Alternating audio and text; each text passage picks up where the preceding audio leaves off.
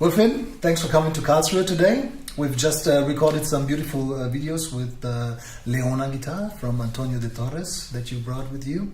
Thanks for sharing this beautiful experience with us. Wow, it was great. Yeah. You've been playing this guitar for the last, 10, 15 years? I think 20, 25 years. Wow, something like that.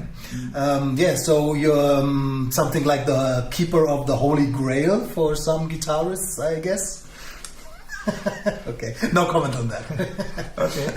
And so my first question would be, how did you get to the guitar, and how did it change, I would say, maybe your life as a musician? You mean La Leona? Of course. La Leona guitar. Well, the owner is a very good friend. I think now my oldest friend I'm having. No, my second oldest, okay? And when he showed me La Leona the first time, I had no affection for the guitar. I could say, well, it looks like an old guitar, didn't sound, was not well playable. And so the owner was a bit disappointed, of course. He said, oh, what a poor reaction. But then this went under restoration with Benno Stroy in Freiburg, and he did a really big job. So after that, the sound was there and the playability was there. Okay. And since then, this guitar was no furthermore manipulated or adjusted in a different way, except some correction of the fretting. Mm-hmm. So for intonation purpose, because the frets were not in the original positions anyway. Mm-hmm. And well, so that was the start, but as I said in the beginning, I ignored it in the beginning. So I played a Robert Rock guitar, 3 times louder, and it was not so fascinating. But then after the restoration, I regarded, there's a very noble quality in the sound, which is a little bit universal in character. So I had the feeling this is a nice guitar for old music. So I went into Francesco da Milano in the Ricercari e Fantasias, and also in my first recital in Bonn with this guitar, La Leona, I performed the third lute suite in A minor, and which is the cello suite in C minor, and Francesco da Milano and Louis Milan and some Albanese. Mm-hmm. So it was really nice for that. Yeah. So that was the start. Today I can say almost everything on the guitar. It doesn't mean I play this guitar exclusively. I mean, I'm the exclusive player, that's right, but I don't always play on La Leona. Okay. I also perform on my Santos Hernandez and Fritz Ober, and so there are different guitars, and also Nikolaus Wolf now. And well, so this is the situation. Mm-hmm. So your first encounter with the guitar was not, as you said, very exciting for you, because you didn't have the background that you have today? Yes, probably. Right. Okay. Right. And the guitar seemed to be in not a very fair condition at the time, right? And I was at that time I was still a student, and I was a bit ignorant about guitars. I mean, there were always favorite guitars. Some people play, you play them as well. Maybe what your teacher plays is the same what you play, something like that. So this was the typical, at that time, many guitars want to sound like Manuel Barrueco. So we all buy rock guitars and so. But then I learned a lot about instrument, about music history, of different concepts of sounds. And at the end, it's very simple. Jose Ruomanius once said this when I visited him with the owner of La Leona in Semley in England, and he said, when you play a Torres guitar, you just hear music. You don't hear nail noises, you don't hear finger noises, you just hear music. And in comparison, at that time I had recorded with a Robert Rock guitar. He said, well, and I asked him, how do you like this recording with Agustin Barrios music? And he said, this is very nice played. But there's just like a wall, and that's where the sound and the music ends. And then if you play Torres, then this wall does not exist, or this door does open. You go in an extra dimension. And I think he put this very good, these words. I think there's something about It is simply said a very orchestral sound. So you go in 3 dimensions, not only in 2 dimensions. So is that what you would reckon is the difference between an old guitar and a modern guitar? That there's some more dimension to it? I wouldn't say old and modern, because there are different concepts today and there are different concepts in the past. So if you play a Stauffer guitar from Vienna, it doesn't have this dimension like a Torres. It's a 2-dimension guitar. So basically the concept of the Stauffer is not so much different from a Smallman actually. So you have a hard back and heavy and a lighter top and so on.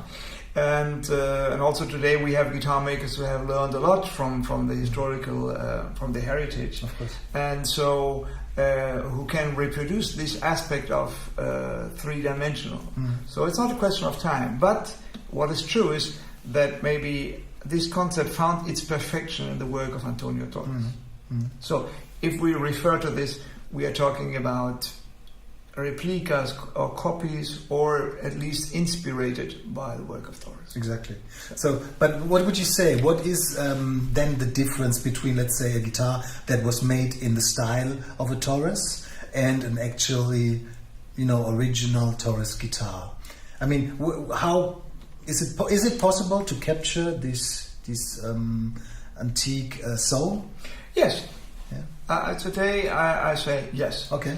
Let's say 10 years ago I wouldn't have said it. Because there have been so many attempts of copying Torres. I mean, he's the most copied guitar maker, and not only from today, even going back, just at even Manuel Ramirez, which I consider a very, very, very good guitar maker, is said to have copied just to play his game with some people. They say, well, look, you think it's a Torres, you see, but I made it, like this game.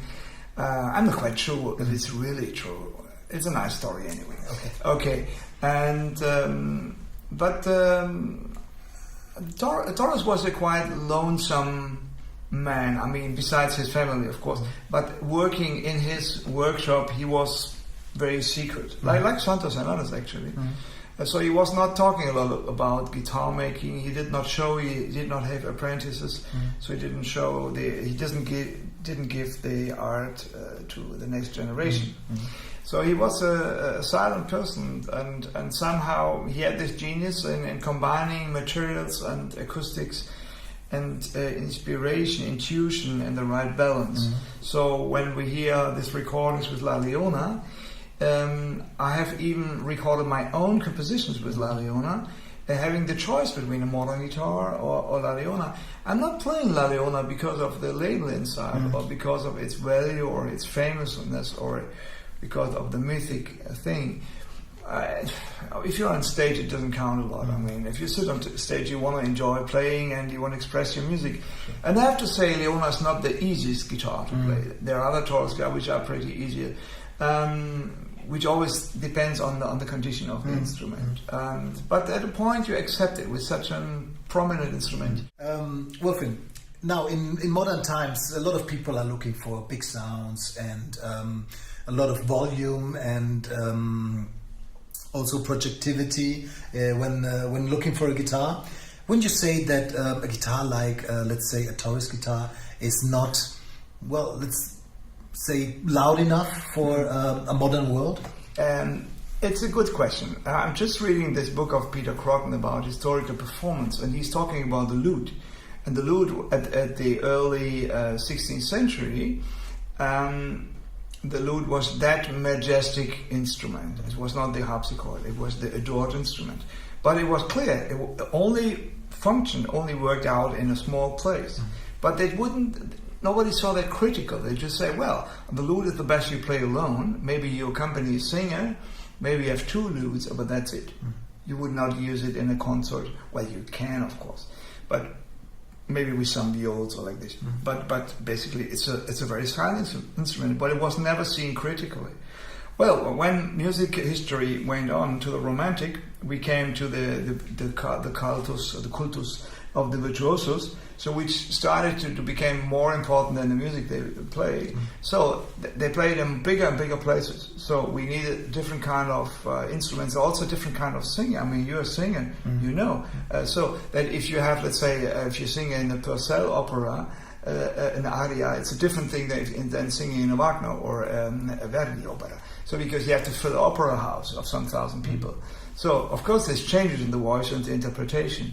I think, and that is the point. I would say a little bit polemical that the louder the guitar gets today, the less people want to hear it.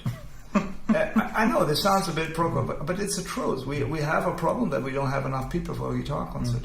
And I don't think this is the question of volume. I myself, I like volume. You know, I played electric guitar. A Santos guitar is a strong guitar.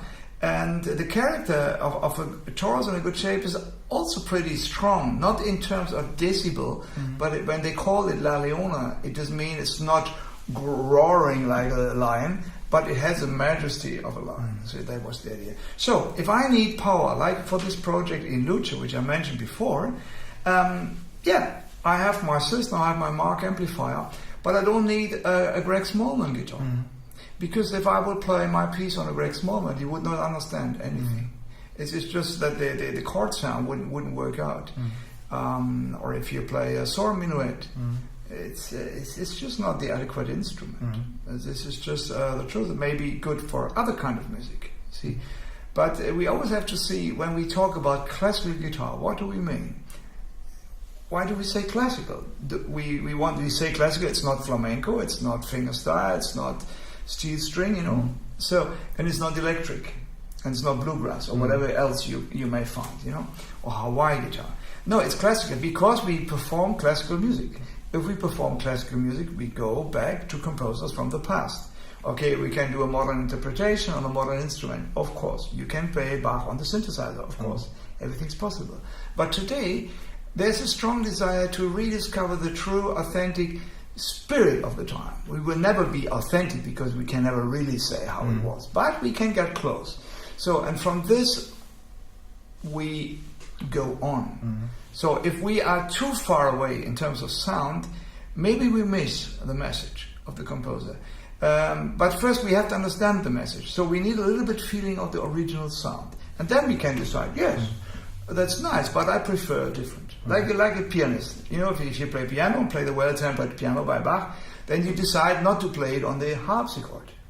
And of course, they are genius interpretations of this music. So I'm not saying you have to play an old guitar to play classical music, but you need a guitar which is in the cultural context of classical music. And of course, the guitar has to be flexible because in one concert you will play different styles. You may start with a Ricercar by Francesco da Milano from 50-35. You go 120 years later and play a Bach suite. You get 100 later again and play Sor. And then you are with Leo Brauer, which a piece composed 10 years ago. You see, so you cannot always change the guitar because the good thing about the guitar is its flexibility. But the best thing of the guitar is the intimate vocal expression. That was always said about Taurus. It sounds like like singing. It's very close to the human voice. And modern guitars, let's say double top or lattice construction, whatever you have a tendency to achieving this strong dynamic. They get more and more percussive, which is physically very simple and clear. So they spend their energy on the first movement, and it's very difficult to achieve a sustain. If we combine this with a carbon string, which again gives a little bit more focus in the sound, but you pay with a lack of cantabile. So for whatever you get, you got to pay. And the question is, where do you lose? And I think we lose at one important point, that is the intimate expression of the guitar, because the guitar will always be too quiet for a big place. So we will always need a microphone if we can fill the hole. You see, but more important is to attract the people. We need this intimacy, and in a way, this was a bit too much given up. Well, Wulfin, thank you for coming today. It was a real pleasure having you here and sharing this beautiful experience. And I hope to see you soon, maybe in a concert or maybe in your Lieske forum. Yes. In Verona. In Verona, maybe. Yeah, it would be a pleasure. Okay, wonderful. Thank you very much. Thank you. Cheers. All right.